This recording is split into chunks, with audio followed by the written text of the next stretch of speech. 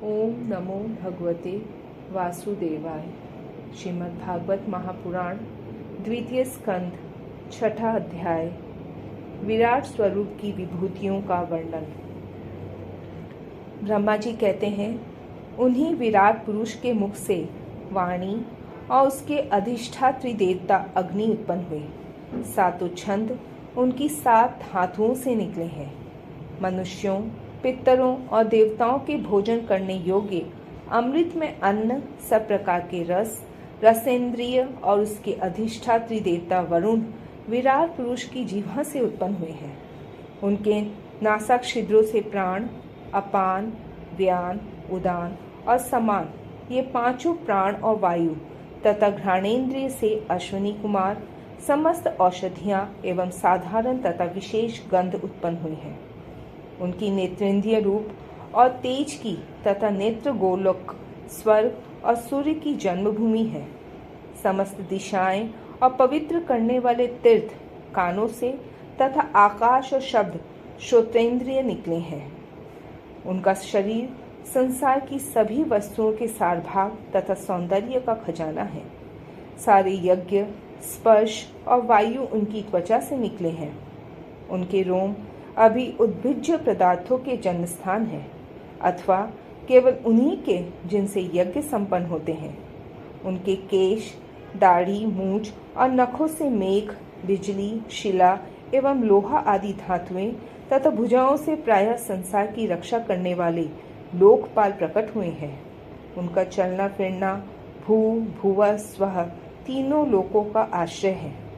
उनके चरण कमल प्राप्त की रक्षा करते हैं और भयों को भगा देते हैं तथा समस्त कामनाओं की पूर्ति उन्हीं से होती है।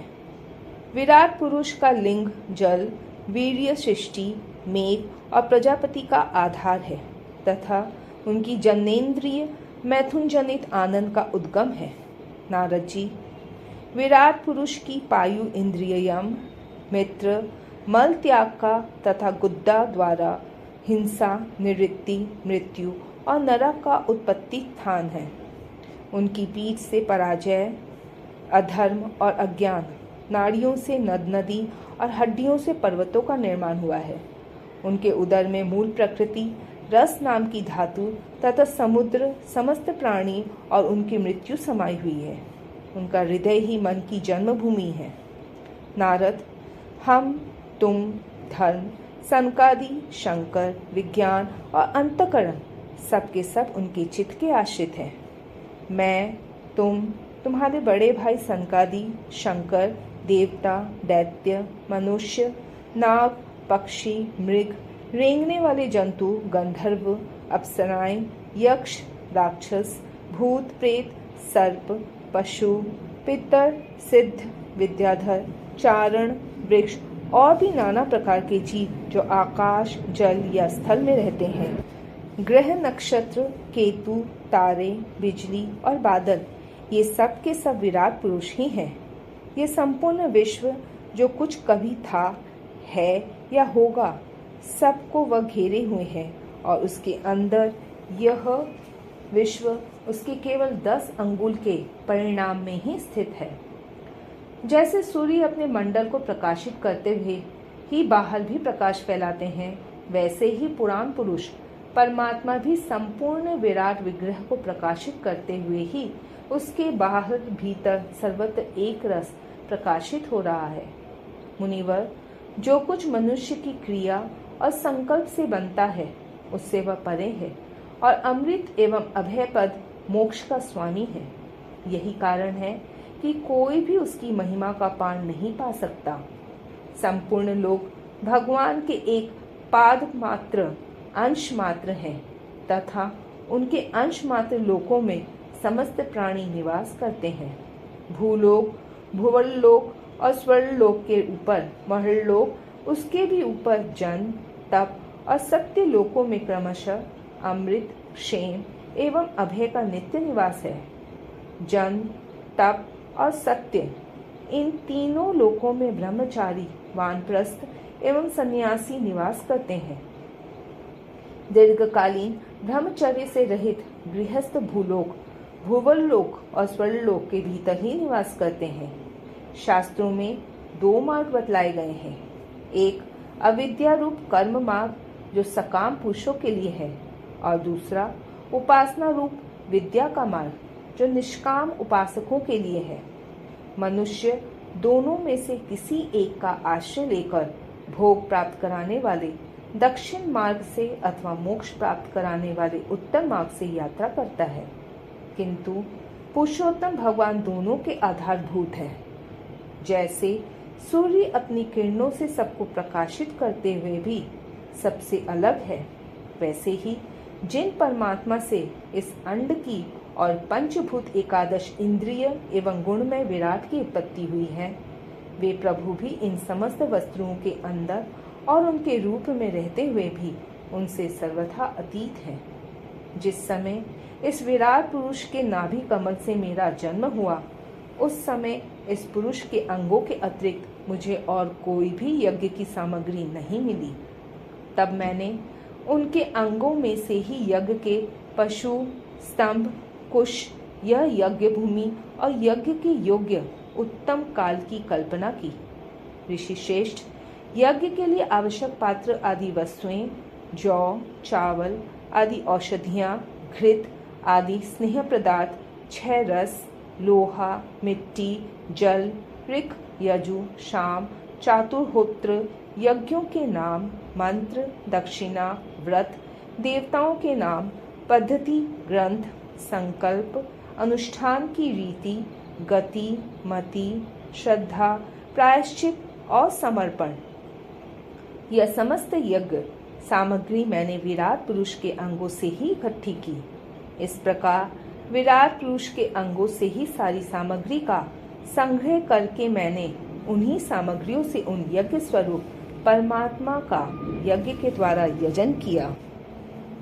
तदंतर तुम्हारे बड़े भाई इन 9 प्रजापतियों ने अपने चित्त को पूर्ण समाहित करके विराट एवं अंतर्यामी रूप से स्थित उस पुरुष की आराधना की। इसके पश्चात समय समय पर मनु, ऋषि, पितर, देवता, दैत्य और मनुष्यों ने यज्ञों के द्वारा भगवान की आराधना की। नारद, यह संपूर्ण विश्व उन्हीं भगवान नारायण में स्थित है, जो स्वयं तो प्राकृत गुणों से रहित है, परंतु सृष्टि के प्रारंभ में माया के द्वारा बहुत से गुण ग्रहण कर लेते हैं। उन्हीं की प्रेरणा से मैं इस संसार की रचना करता हूँ। उन्हीं के अधीन होकर रुद्र इसका संहार करते हैं और वे स्वयं ही विष्णु के रूप से इसका पालन करते हैं, क्योंकि उन्होंने सत्त्व, रज और तम की 3 शक्तियाँ स्वीकार कर रखी हैं। बेटा, जो कुछ तुमने पूछा था उसका उत्तर मैंने तुम्हें दे दिया। भाव या अभाव, कार्य या कारण के रूप में ऐसी कोई भी वस्तु नहीं है जो भगवान से भिन्न है। प्यारे नारद, मैं प्रेम पूर्ण एवं उत्कंठित हृदय से भगवान के स्मरण में मग्न रहता हूँ। इसी से मेरी वाणी कभी असत्य होती नहीं दिखती, मेरा मन कभी असत्य संकल्प नहीं करता और मेरी इंद्रियां भी कभी मर्यादा का उल्लंघन करके कुमार्ग में नहीं जाती। मैं वेद मूर्ति हूँ, मेरा जीवन तपस्यामय है। बड़े बड़े प्रजापति मेरी वंदना करते हैं और मैं उनका स्वामी हूँ। पहले मैंने बड़ी निष्ठा से योग का सर्वांग अनुष्ठान किया था, परंतु मैं अपने मूल कारण परमात्मा के स्वरूप को नहीं जान सका। मैं तो परम मंगलमय एवं शरण आए हुए भक्तों को जन्म मृत्यु से छुड़ाने वाले परम कल्याण स्वरूप भगवान के चरणों को ही नमस्कार करता हूँ। उनकी माया की शक्ति अपार है। जैसे आकाश अपने अंत को नहीं जानता, वैसे ही वे भी अपनी महिमा का विस्तार नहीं जानते। ऐसी स्थिति में दूसरे तो उसका पार पा ही कैसे सकते हैं। मैं, मेरे पुत्र, तुम लोग और शंकर जी भी उनके सत्य स्वरूप को नहीं जानते, तब दूसरे देवता तो उन्हें जान ही कैसे सकते हैं। हम सब प्रकार मोहित हो रहे हैं और इनकी माया के द्वारा रचे हुए जगत को तो भी ठीक ठीक नहीं समझ सकते, अपनी अपनी बुद्धि के अनुसार ही अटकल लगाते हैं।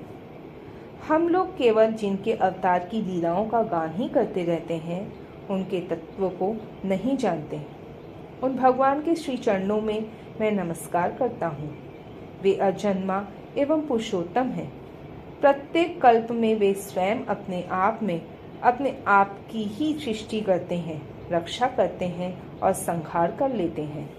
वे माया के लेश से रहित केवल ज्ञान स्वरूप है और अंतरात्मा के रूप में एक रस स्थित है। वे तीनों काल में सत्य एवं परिपूर्ण हैं, न उनका आदि है न अंत। वे तीनों गुणों से रहित, सनातन एवं अद्वितीय है। नारद, महात्मा लोग जिस समय अपने अंतकरण, इंद्रिय और शरीर को शांत कर लेते हैं, उस समय उनका साक्षात्कार करते हैं।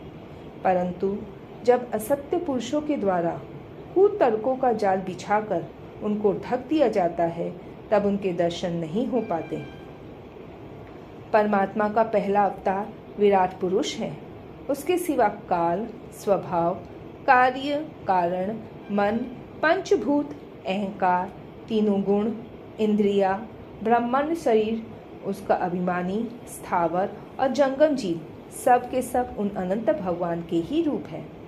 मैं, शंकर, विष्णु, दक्ष आदि ये प्रजापति, तुम और तुम्हारे जैसे अन्य भक्तजन, स्वर्गलोक के रक्षक, पक्षियों के राजा, मनुष्य लोक के राजा, नीचे के लोकों के राजा, गंधर्व, विद्याधर और चरणों के अधिनायक, यक्ष, राक्षस, सांप और नागों के स्वामी, महर्षि, पृथ्वीपति, दैत्येंद्र, सिद्धेश्वर, दानवराज और भी प्रेत, पिशाच, भूत, कुष्मांड, जल जंतु, मृग और पक्षियों के स्वामी एवं संसार में और भी जितनी वस्तुएं ऐश्वर्य, तेज, इंद्रिय बल, मनोबल, शरीर बल या क्षमा से युक्त है, अथवा जो भी विशेष सौंदर्य, लज्जा, वैभव तथा विभूति से युक्त है, एवं जितनी भी वस्तुएं अद्भुत वर्ण वाली, रूपवान या अरूप है, वे सब के सब परम तत्व में भगवत स्वरूप ही हैं। नारद, इनके सिवा परम पुरुष परमात्मा के परम पवित्र एवं प्रधान लीला अवतार भी शास्त्रों में वर्णित है। उनका मैं क्रमशः वर्णन करता हूँ। उनके चरित्र सुनने में बड़े मधुर एवं श्रवेंद्रिय के दोषों को दूर करने वाले हैं। तुम सावधान होकर उनका रस लो।